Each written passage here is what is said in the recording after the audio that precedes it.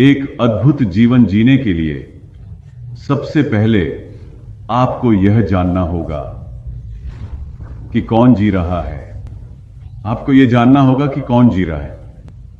आप कहते हैं मैं जी रहा हूं, तो आपको यह जानना होगा कि वह मैं कौन है।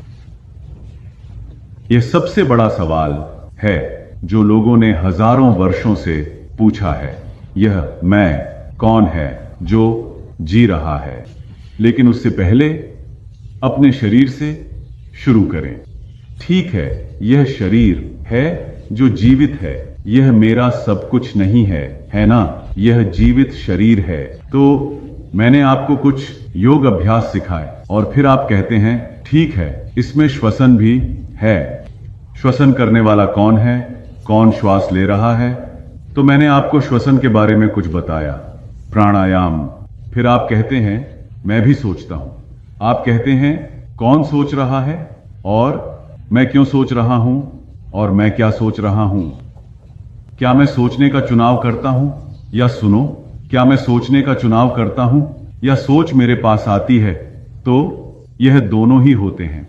कभी कभी दोनों होता है। तो आप अपने मन को जानते हैं, ठीक है, और आपके मन के अंदर आपके मन का एक हिस्सा, मन हर जगह है ना? वहां मस्तिष्क है। मस्तिष्क आपके शरीर के अंदर है। मस्तिष्क वास्तव में शरीर है। मस्तिष्क शरीर का प्रबंधन करता है, शरीर को बताता है कि क्या करना है। जैसे जब मैं अपना हाथ उठाता हूं, मस्तिष्क कहता है अपना हाथ उठाओ। मेरा मस्तिष्क कह रहा है बोलो, मैं बोल रहा हूं। मस्तिष्क कह रहा है उठो, मैं उठ जाता हूं। तो मस्तिष्क शरीर के अंदर है, लेकिन मस्तिष्क मन से जुड़ा हुआ है जो हर जगह है। तो मेरा मन, मेरी सोच मेरे मस्तिष्क को प्रभावित कर रही है और मेरा मस्तिष्क कैसे काम कर रहा है यह मेरी सोच को प्रभावित कर रहा है। यह दोनों दिशाओं में है।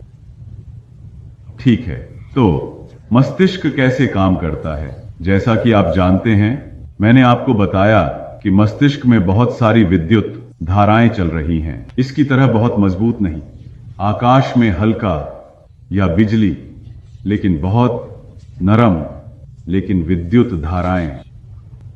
यह एक विद्युत ग्राफ है।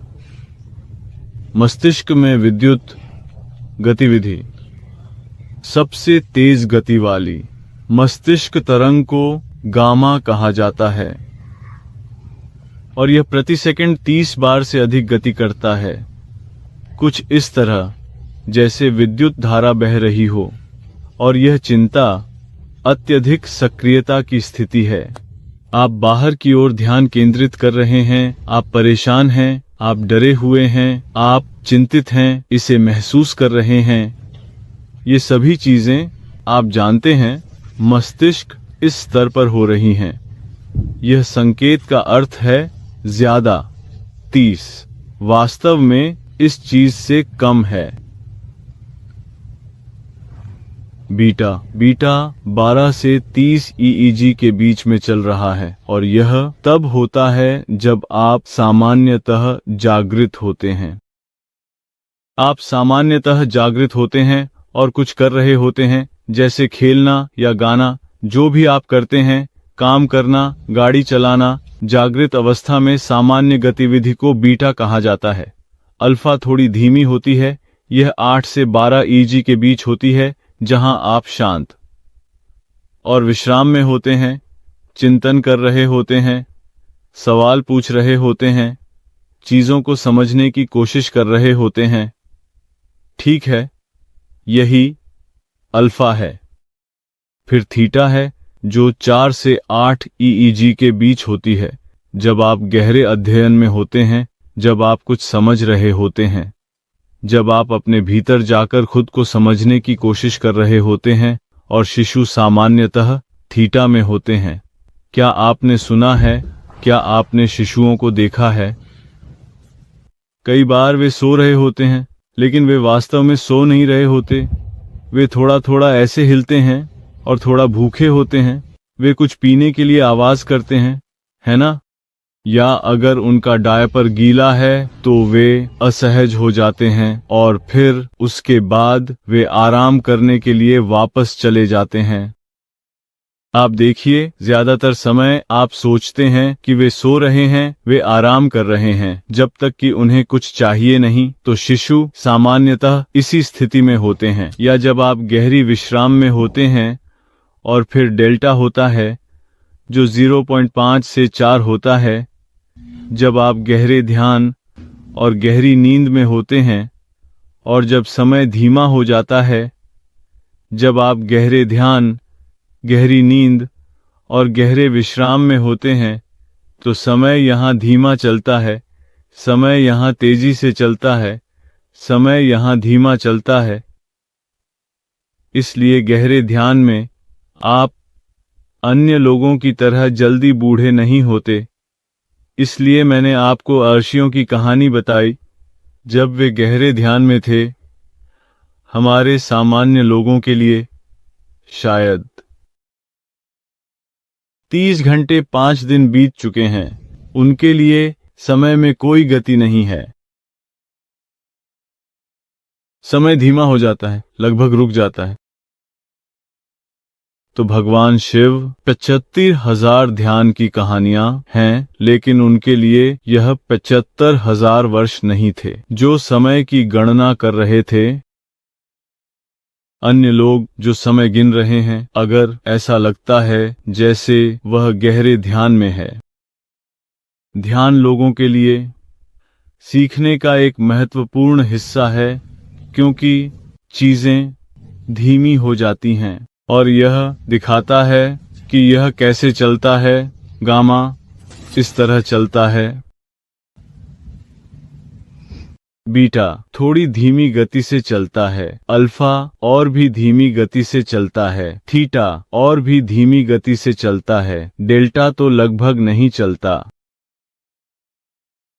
और जब किसी का मस्तिष्क मृत होता है तो यह एक सीधी सपाट रेखा होती है।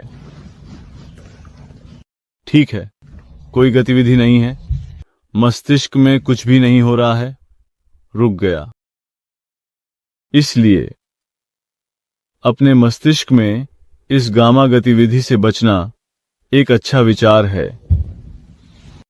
चिंता, डर, अत्यधिक सक्रियता, चिल्लाना, गुस्सा होना, लड़ाई करना, उन सभी चीजों को आप धीरे धीरे कम करें और इसके प्रति अधिक बढ़ें। आप जाग रहे हैं, सक्रिय हैं, चीजें कर रहे हैं, यह ठीक है, लेकिन इस पर आने की कोशिश करें। शांत, विश्रामदायक, चिंतनशील, गहरा अध्ययन, शिशुओं की तरह आंतरिक ध्यान और साथ ही गहरी नींद और गहरे ध्यान को सीखना जब समय धीमा हो जाता है। और एक और बात याद रखने की है कि इनमें से सभी केवल आपके मस्तिष्क की क्षमता का 1 से 5% ही उपयोग कर रहे हैं। जागृत मस्तिष्क केवल 1 से 5% का उपयोग करता है जो आप वास्तव में कर सकते हैं, जो मस्तिष्क कर सकता है, जिसका मतलब है कि 95 से 99% मस्तिष्क ऐसा कुछ नहीं कर रहा है जो वह कर सकता है, जिसका मतलब है कि आपकी बुद्धिमत्ता में 20 से 90 गुना अधिक वृद्धि हो सकती है। लगभग 90%, 90 बार, 90% नहीं, 90 बार, लगभग 100 बार आप अधिक बुद्धिमान हो सकते हैं। लेकिन लोग ऐसा नहीं करते हैं। ठीक है, तो ये मत कहो कि ये मेरे बस का नहीं है, मैं ये नहीं कर सकता, मुझे बॉक्स के अंदर ही रहना है ना? आपको एक बड़े बॉक्स में जाने के लिए बॉक्स के बाहर नहीं जाना है। आप बस बॉक्स के बाहर जाएं और बॉक्स के बाहर ही रहें। समझ गए? ठीक है।